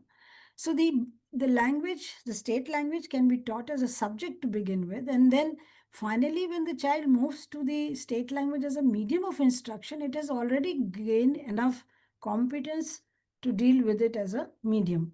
And so the bridge is already created by you when you introduced it in the you brought it into the classroom.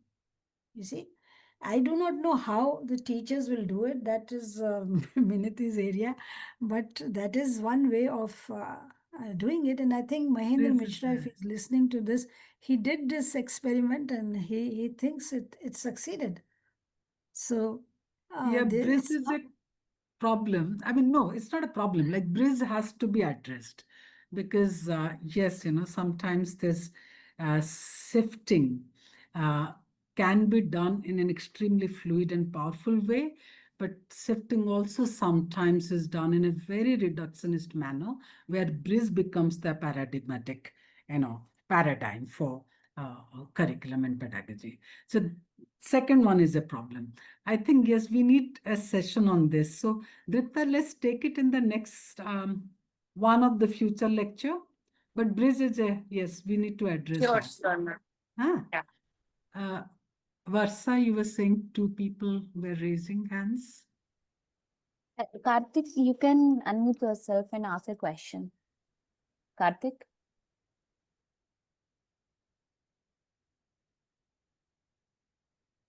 I think Dr. Ivy is already here, so I think. Oh, Okay. yeah. Yeah, so Ivy, Dr. Ivy, you can go ahead and ask a question. You have to unmute yourself. Unmute yourself. Dr. Ivy, you have to unmute. You are still muted.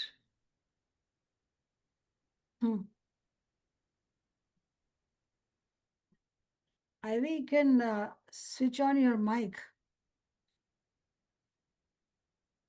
She can't hear you. Yeah, Ivy, you can't probably hear us. By the time she comes back with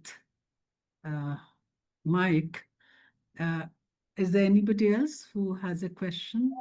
Yeah, so thank you both Uh, of you for this. Be a little loud, Karthik. Yeah, so thank you very much, both of you, Professor Panda and Professor Abbi, for this lucid elaboration of, on multilingual education and indigenous language. So my question is, we are in the 21st century, where we need to revisit the inequality and power structures across the educational organizations, like power relations that actually exercised and enacted in the present educational scenario. So by looking this scenario, my question is like, despite having some initiatives and infrastructures for minority language development, especially for tribal language, there are like still some languages such as Gadaba language in the northeast of Odisha that are in dying positions. So my question is like, how do multilingual education interact with the inequalities and power structures that affect minority language within the educational institutions? That's my questions. Please, thank you. Uh, Minati, let me clarify. He wants to know how the How, how language like Gadaba, which is on the brink of extinction, he says, Yeah, can be yeah. But saved I or also can be. could hear the question fully. Yeah, Yeah. Gadaba is Yeah. it's Yeah, not I'm dying. aware I of the mean, status of Gadaba. What's your name, what is Mahir? the question? Did you get the question? uh, I, I think he's what I understood, that he wants to know that how the languages which are on which like Gadaba is on the brink of extinction can be incorporated in Very well. education. Okay, yeah, yeah. yeah, Is that what you're asking? yeah, yeah. Yeah. You see, the languages which have very few speakers left cannot be, of course, used in the classroom as a medium of instruction because other children will not understand. But as I said, there are two ways, there are two different ways. One is preservation of language by documentation, which I have tried to do for Great Andamanis. And one is to save the languages. The saving of languages can only be done by the community, and they have to speak it, and they have to speak it as much as they can, and they have to speak it in as many domains as they can. The more widening the domain is, more the possibility of saving the languages. Now, as far as my experience is with the so-called languages which are vanishing from this earth, is that the people themselves don't want to speak it. If that is the situation, you cannot help it. You can only document it and preserve it. But if they are willing to, I like you have come up with this idea that you want to, somehow save it through incorporation of in the education, it can be introduced as a subject for some time. I have seen in Europe and in America that some subjects, some languages are used just for one semester. At least children are exposed to. They're exposed to the names of the birds. They're exposed to the names of the color. They're exposed to the names of the weekdays. Some information in that language. At least it's not weird. It's not ubiquitous. So it is one way is doing that if you want to somehow preserve it. But saving can only be done, as I said, by speaking it. If you stop speaking it, nobody can help. You have to speak the language to save it. We have 17 more minutes. Okay. Hello. Ma'am, So, Yes, yeah. I'm back. Hello. yes, we can hear This is you. Ivy. Yes, Ivy, Yes, this we is can hear Ivy. you now. Yes, yes. Oh, sorry, I pressed the wrong button. I'm not very good at Zoom. We usually use Google Meet. Okay. It happens with So all of us, don't yes, worry. yes. Sorry. So the thing is, I agree with Professor Anvita Abbi that we need to have a multilingual education is important. I mean, we need to have uh, people should learn 2 or 3 languages, and this is also something which is found among many tribal communities. And I don't think the tribals have much problem learning more than 2 languages, 3 languages, 4 languages. I've come across people who know more about 4 languages. And uh, also there is also what you said is, it is very true that tribals do favor Hindi and English. English is very much favored, but at the same time, there are many parents, elderly people do want the children to learn their mother tongue also, the community language. But then that is something which is being forgotten. More and more children are now not speaking their own language. That is very true. But so this is an area where I think the government, I don't think will be able to do much. It is for the community to do this work. The community has the primary responsibility to to teach, to see that the children learn. And if the community does not do it, I don't think the government or the state-run schools can do it. So this is a very open question. I think this is something that cannot be decided by the policymakers or by the government. I think the community has to be, take a very important role, play a very important role. But then, this is not a question. This is a suggestion. Can the government maybe uh, help with the community schools, some community schools which could be like the Dhumpuria and the there was a Dhumpuria system which was earlier, which used to be to run before there were schools, before the colonial rule came. So the Dhumpuria used to educate children. The elders used to educate children in that system. They used to teach them the knowledge system. It was to be passed on from generation to generation. So if there is a Dhumpuria system again revived, and then the government could fund some of these, government or some other external, resource could fund some of these schools, some teachers. So this could run. So it is possible that the community has to do it itself himself. So the Dhumpuria system could be revived. I was thinking of this. And then about the Olchiki. Now the Olchiki, I myself belong to the Santhal community, and I'm from the missionary background. So I learned the Roman script. I did not actually learn to read Santhali, but it was something which I learned automatically because it's very easy to read Santhali in the Roman script. And Devanagari also I can read. But Olchiki, it is impossible to read. So therefore, I think that what ma'am is saying, that we should use the languages, the scripts that are more easily State accessible. I language. think, yeah, state language, the scripts of the state language. I think that is a very important point that's been raised. So it should be both Devanagari and Roman. Both, I think they should be promoted. And I don't think that Olchiki should be given that that the primacy that is being given by the Sahitya Academy. And here again, I would like to point out to the role being played by the Sahitya Academy in dividing the Santhal community. Because I think many of the important writers of Santhal Pragna, of Santhali language, they are coming from many different scripts. They are people who are writing in Roman script, Devanagari script, and people who are also winning awards. They are being translated into other languages. But Sahitya Academy is not recognizing them because they are not writing in the Olchiki script. So this is something where I think the Olchiki, sorry, the Sahitya Academy has to be become more. Must be more sensitive to the requirements of the time. So why are they promoting? Why are they giving awards to writers who are not being translated, not being read? They are virtually unknown writers. So I am a little bit, uh, very critical about the role being played by the Sahitya Academy, and this is something which should be looked into.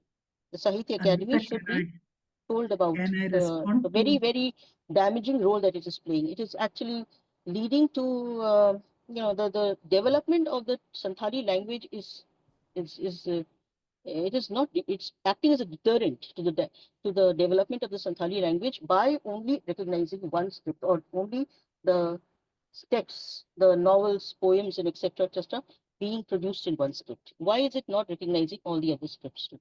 So this is something which needs to be discussed. Can I Yes, respond that is all. to Yeah. first question and also the last one? And Anvita has served on various boards of Sahitya Academy, so I would want her to respond also to the last question.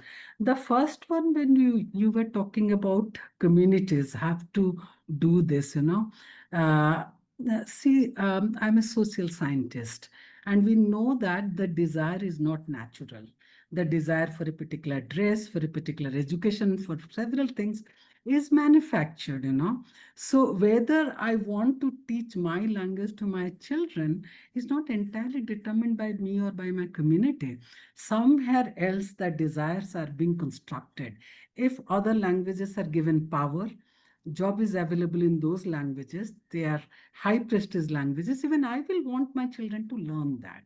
So I think when we say this is a problem, solution is not entirely in the community, because it's these desires, this prioritization is done actively outside these communities, you know. So we need a larger, like when we talk about communities should be doing, we should simultaneously be talking about why community doesn't want what appears to be more natural and want something that is not natural. If you want, I will send my 2021 article where I've explicitly discussed about this, where the desires for English medium education or certain kinds of education in some languages come from. They don't come from communities or individuals. They come from outside, where we are responsible. The state is responsible. The second I just wanted to say, because this is, see, if we are, I mean, what you said about Sahitya Academy is right, you know. Yes, the community wanted Olchiki script. But Santals are there in West Bengal, they're also in Odisha, they're in other states as well. And if they are writing in Santali language using some other script, I think it should be accepted. And Anvita, because she's part of Yes. Sahitya Academy, I'll, so let I'll, her I'll, respond to this. This is I'll not, yeah, I'm happy that you let raised me this question. Yeah. tell Ivy, I'm no longer the director of the Center for Oral and You Tribal are still no, Literature. you are not. Yes, Yeah. yes. Your I question know, is I know. your objection is very justified, and it is not Yeah. only true of Santhali, it's also true of Konkani. And Okay. Konkans have been fighting for this, that why Konkani written in Devanagari literature is given the award. Now Konkani is the state language, scheduled language, just like Santhali is. And they are very much concerned. There are many writers who write only in Roman script. The other agitation has not, the other community has not come in the agitating form like Santali written in Malayalam or Santali written in other languages. But the divide between Roman and Devanagari is already going on. And I'm no longer attached to Sahitya Academy, but I am in the advisory committee of couple of I'm in the a member of the advisory committees of a couple of them from Sahitya Academy. And this question, when it arose, you would be surprised. I suggested to the academy that they should incorporate, if you are giving prize in a language, then script should not be a delimiting factor.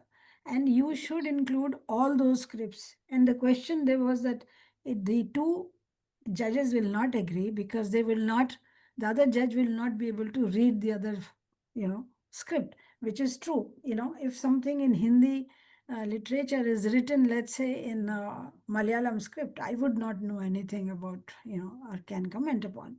To that, I had suggested that they should go back to orality.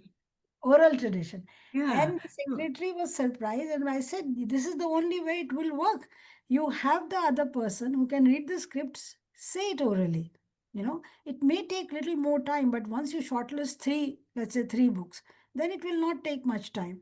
So three books and three books and three books, let's say in three different scripts, or let's four Audio different scripts books. should be read out. It will be a very good session. And as a matter, it will be a good seminar to read, to hear, because you're hearing the language, right? You're not restricting yourself to the script.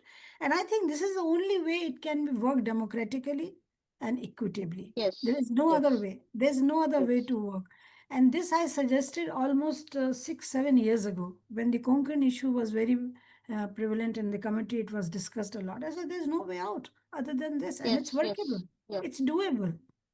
And the Yes, award yes. is for language, literature in a particular language, not in script. Yeah, that's Yes, what I'm yes. saying. And Why and this? yeah, and I also know of poets and writers who are so disgusted by the I this can understand. whole I've seen condition those. that they've stopped writing in Santhali. They are also good in Hindi, so they've chosen to write now in Hindi. They have refused to write in Santhali anymore. That's very So therefore, unfortunate. Santhali Let them write literature in both. is, yeah, they should I very think good. you raise, Yeah, so Anvita should raise it's this very, very now in difficult. Sahitya Academy. Like Nirmala Putul. Nirmala Putul is a very good, one of the Yeah, I best know her. poets. She's been translated Writing. into so many languages. Now she has stopped writing in Santhali. She's writing only in Hindi because she said that, "Oh, what is the use of writing in Santhali? I'll write in Hindi," she's saying. And another Brilliant. my fiction writer whom I'm translating, Sundar Manoj Hemram, I think he's also here. He also has said that I'm now going to write in Hindi. I'm not going to write in Santhali. Yes. So therefore, people, I'm aware of good that writers are problem, now but leaving Santhali. I They're have getting no angry. say. Yeah, We Minati are in think agreement I have a with say. I don't have a say. yeah.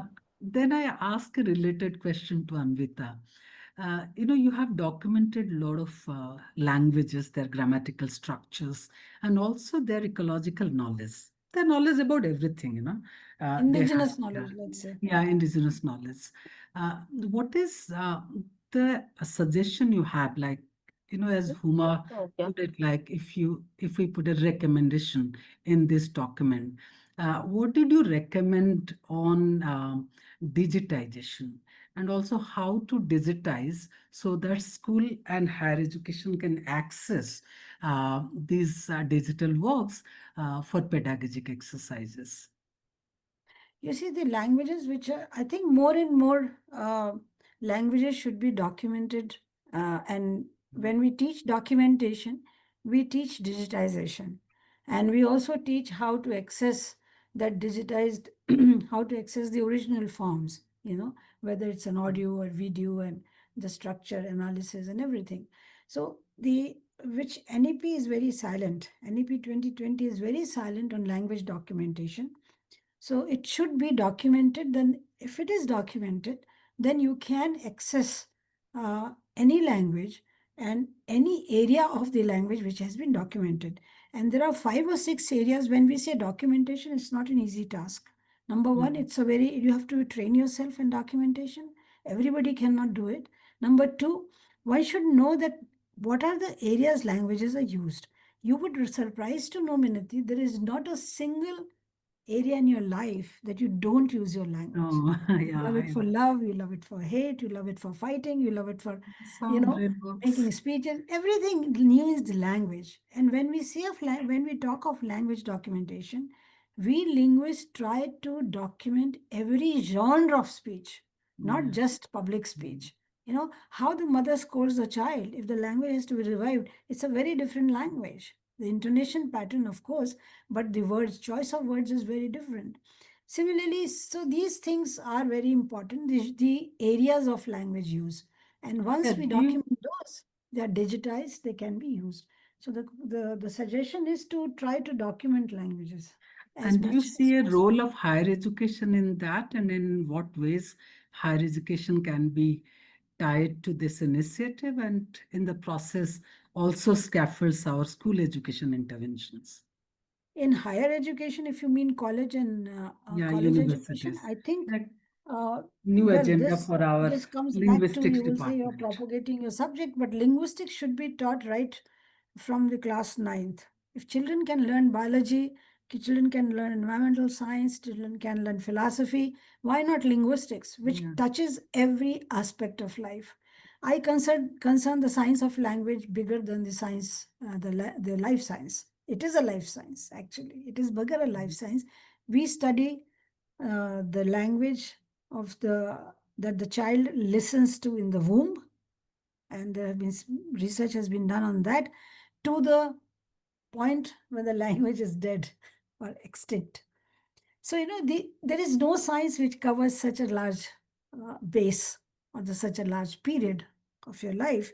So I think linguistics should be taught very early, and at the highest education stage, one can teach documentation in all its facets. And Yeah. now At what many level, workshops are given. undergrad or post graduation? Undergraduate. Undergrad, you're Undergraduate. saying. Yeah. Undergraduate level, language documentation should be taught in a wide manner, because every child will come from some area or the other, then can document his and her language. So it would be one of the term papers could be, or one of the assignments could be, to document your language in as many spaces as you can. That would be a very good Yeah, I move think, if yeah. the education system incorporates, because people are not realizing, but your entire computer language is based on studying how the human language works. And linguists have helped them do that. Why do you think this AI has come? Where do you think this AI has come from? Yeah. Artificial intelligence also depended on large language model, LLM. And the large language models are created by us, by linguists. And that's why I keep telling people that please keep speaking your language, because if you won't, then the base will not be created. And if the base will not be created, no AI help will do anything, in your language, because there's no base, there's no documentation. So I think this is a high time we should introduce this at undergraduate level. And when we teach AI, we also should teach about natural languages and how human languages function. Thank Uh, you very much, Anvita ma'am, for this response. We There have to are conclude now. Maybe just one or two questions we can take, Uma. Is that all right if we take just one or two last questions? Are there more questions? yes. Or So we there just, is I one would Abhi, just question. you say can that have. we should keep to the time because Dr. Yeah. Abbi has given us almost 2 hours of her time, and it's being non-stop, intervention. So we can also get responses from her maybe later if it's not something like a burning topic, a burning question, which we cannot let go. So I'll give this decision has to be taken by Minati. Okay, one last question, and then Rahul Maybe a short can question. thank. Very Okay. brief and short Uh, question. The last Jay, so Jayashree ma'am has asked, by using the script of the state language, wouldn't the local language run the risk of getting absorbed into the state language and lose its identity? Are you Did we trying to clear say it? that if you adopt a state language script, you run the risk of losing identity? No, run the risk of getting absorbed into the state language and lose its identity by using the How it is absorbed in the state language? You're not absorbing the language. You're only adopting a script. And I just gave you examples that German, French, Spanish, English, all these languages have no script of their own. They have adopted Roman script. Have they been submerged into the language of Romans? Mhm. You see, script is a different phenomena than language, so keep it apart. Script has to do with literacy. Script have to do with the written mode. Not Script with have to language. do something that you were hearing into a writing form. And whichever is convenient for the state should be adopted so that large number of children have the knowledge imbibed in the languages. Not language, but languages. So it is, don't worry, we can have Devanagari script is adopted by so many other languages, but they have not run the risk of losing their identity. Script is not your identity, languages. Okay. And I can only say one thing, that yes, we cannot impose a script on a community, but we can they themselves will figure out that it is complicated to have too many scripts. Jayashree, again, Jayashree, can you have one-to-one correspondence with No, Anvita? yeah, I think so. I'd certainly, and I'm not a linguist. I'm only a math person interested in languages. So I'd leave that question here. Thank you very much. Thanks, Jayashree. Rahul, Yes, can ma'am. you explain On more? behalf of Indira Gandhi National Center for the Arts and the UNESCO team working on the State of Education Report for India 2025, it is my honor and privilege to extend a heartfelt vote of thanks to all our eminent speaker and participant.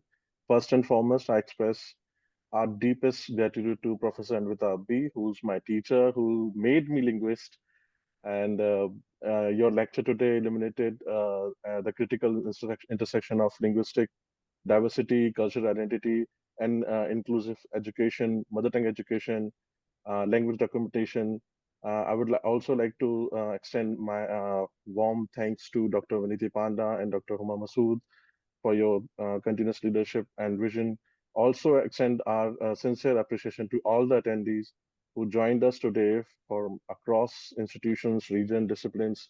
And thank you once again to each one of you. And this is just a start, and we are going to have many sessions on different various topics related to multilingual education and mother tongue education. Thank you, everyone. We will trouble you, Anvita, Thank more you. in Thanks. this. Thanks for having me over, Minati and And Huma Masood and the UNESCO team. Thank you for having me over. thank you. Thanks once We'll again. also trouble Uh, Professor Patnaik. Professor Ajit Thank Mohanty, we have you. already